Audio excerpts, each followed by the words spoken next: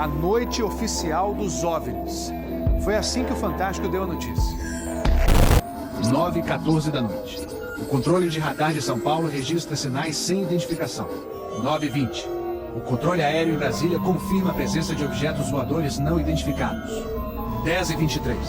O primeiro jato F-5 decola da base aérea de Santa Cruz, no Rio de Janeiro. Ele carrega armamento de guerra pronto para ser acionado. 10h45. O radar da base aérea de Anápolis, em Goiás, detecta sinais no radar. Um Mirage também armado decola em busca dos OVNIs. 11h15 da noite. O piloto do primeiro F-5 a entrar em ação avista um ponto luminoso e começa a perseguir o objeto voador não identificado. Nosso objetivo justamente era esse, se aproximar e identificar. Nós não conseguimos nem nos aproximar, muito menos identificar. 11h17.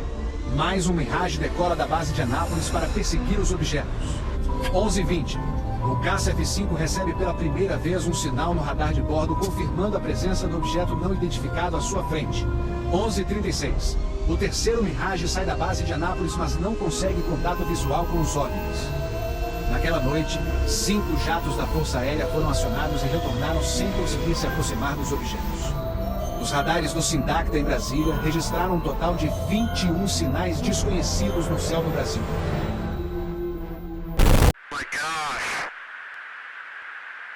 Going against the wind. The wind's 120 knots from the west.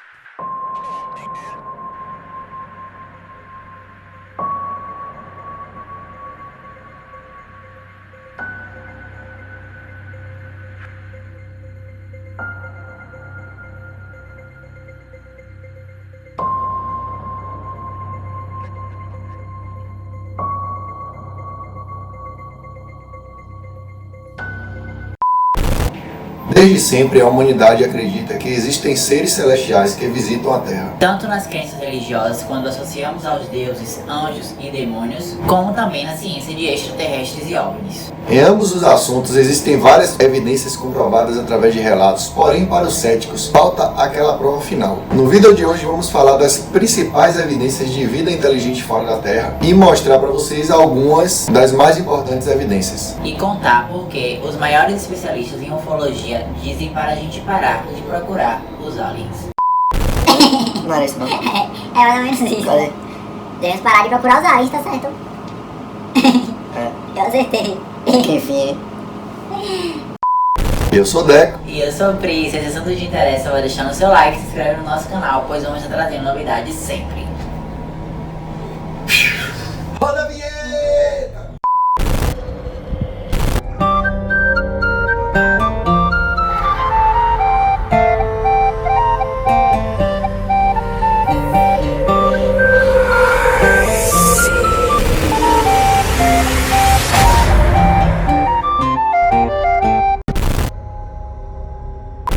A gente aprende na escola que nosso sistema solar se chama Via Láctea, nossa maior estrela, mais conhecida como o Sol, e mais 9 planetas que a orbitam, onde a Terra é o terceiro mais próximo do Sol. Agora olhe para o céu e imagine que cada estrela que você avista pode ser um Sol parecido com o nosso. Que esse Sol está repleto de planetas ao seu redor, inclusive parecidos com a Terra. Ou seja, existem trilhões de planetas praticamente idênticos à Terra espalhados pelo universo. Estudos apontam que somente na nossa galáxia estima-se cerca de 22 bilhões de planetas idênticos à Terra. Então será que somente aqui tem vida inteligente? A NASA recriou de forma artificial um ambiente idêntico ao vazio do espaço, no intuito de testar as reações de substâncias químicas como carbono e nitrogênio com a mesma radiação e vácuo encontradas no espaço profundo. O experimento acabou criando componentes-chave do DNA e RNA, as partículas fundamentais para o surgimento da vida. Isso fez os cientistas acreditarem que planetas parecidos com a Terra teriam as mesmas condições, portanto, a vida nesses planetas seria possível e bastante provável. Além disso, já foram encontrados meteoritos com formações idênticas a fósseis de bactérias. A tendência é que, num curto prazo de tempo, cientistas comprovem a existência de vida fora da Terra. Devido a esses estudos, muitos cientistas não duvidam da existência de vida alienígena. Mas, daí até uma suposta vida inteligente seriam bilhões de anos de evolução. Porém, sabemos que muitos planetas são mais antigos que a Terra. Portanto, tempo para isso tiveram. Então, onde estarão os ETs? Algumas teorias da conspiração dizem que essa comunicação entre os seres humanos e uma civilização alienígena inteligente já ocorreu diversas vezes, porém foram confidenciadas pelos governos para evitar caos causado pelo medo. Mas, recentemente, o governo americano confirmou ter feito contato visual com o OVNI. Porém, até hoje nega qualquer tipo de comunicação ou supostas capturas de alienígenas. A história retrata, através de esculturas, pinturas, geoglifos, entre outras relíquias deixadas por nossas civilizações antigas, possíveis contatos extraterrestres. Então, por que essas raças alienígenas que visitavam nosso planeta naqueles períodos de civilizações antigas deixaram de vir aqui? Segundo o ufólogo e escritor Erich von Däniken, autor do livro Seriam Nossos Deuses Astronautas, pelo menos 3 raças alienígenas já visitaram a Terra e continuam nos monitorando. Quando questionado por que essas supostas raças extraterrestres não fazem contato, as respostas são 2. Primeiro, porque por opção elas preferem apenas nos observar,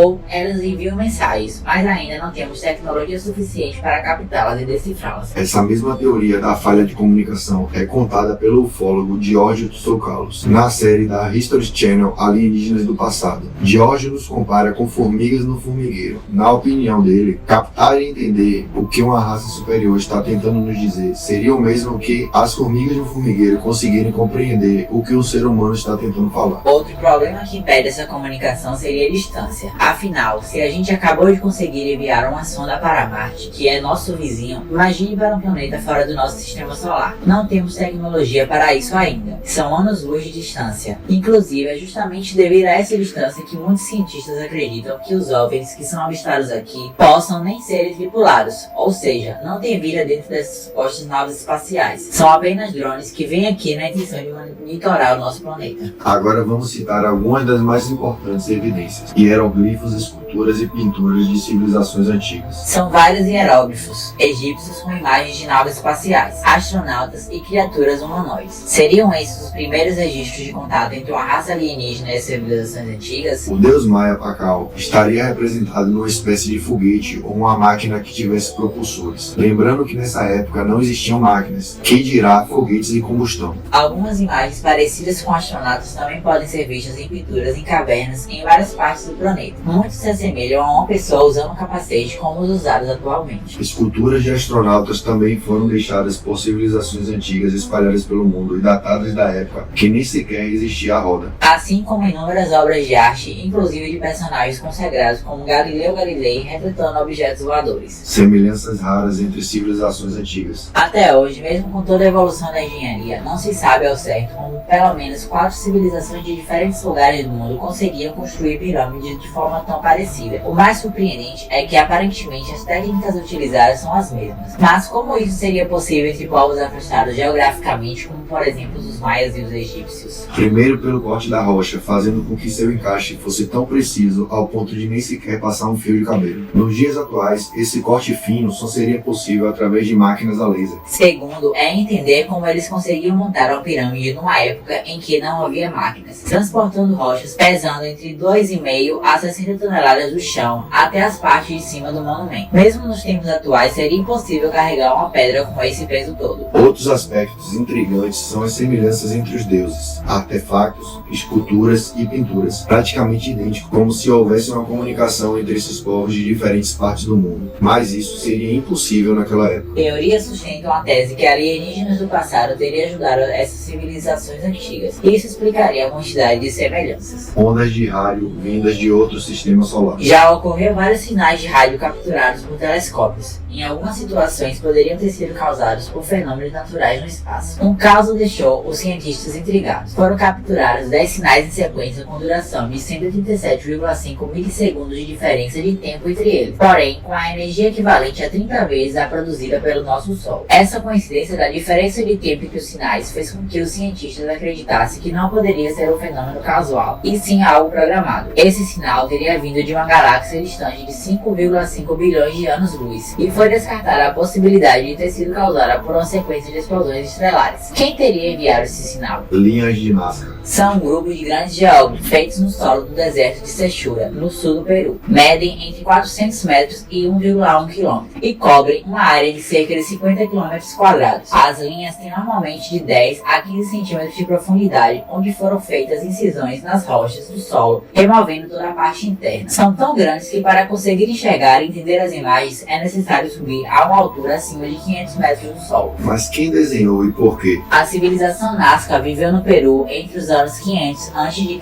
e 700 d.C. Até hoje não se sabe ao certo como eles conseguiram fazer mais de 70 geógrafos dessa magnitude de forma tão precisa e qual o sentido de esculpir o solo do deserto com figuras que só podem ser entendidas se forem observadas de uma distância relativamente alta. As duas formas que mais chamam a atenção dos cientistas são o beija-flor, já que naquela época, naquela região não existiam aves, e o astronauta. Por acreditar em deuses que vieram do céu, uma das teorias mais aceitas é que a civilização Nazca teria feito esses desenhos para que seus deuses pudessem chegar lá de cima. Essa teoria, sustentada pelo livro Seriam os Deuses Astronautas, uma associação dos deuses da época com alienígenas que teriam visitado a Terra. Os egípcios antigos construíram as pirâmides em posições alinhadas com os planetas do Sistema Solar, e a pirâmide de Gizé não teria sido construída em um local escolhido de forma aleatória. Sabe-se hoje que a maior de todas as pirâmides está alinhada com o ponto central da Terra e o Sol. Só não se sabe como os egípcios conseguiam enxergar o universo naquela época. Outro mistério, dessa vez mais recente, atribuído a extraterrestres são os desenhos feitos nas plantações espalhadas pelo mundo. Como e por que alguém entraria no meio de um mineral para praticamente esculpir formas geométricas enormes da noite para o dia, recortando a vegetação sem sequer deixar marcas? É um mistério que a ciência ainda não consegue explicar.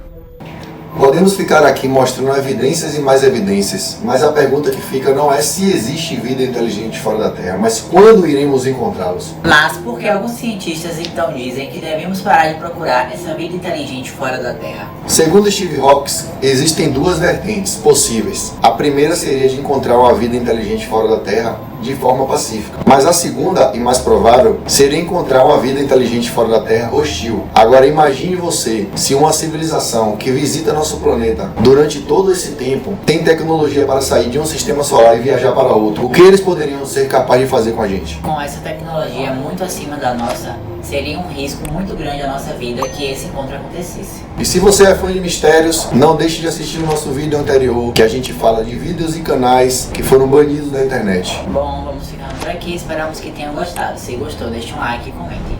Assim poderemos saber que nosso conteúdo é relevante para você e também para darmos continuidade ao nosso canal. Obrigado! Fui!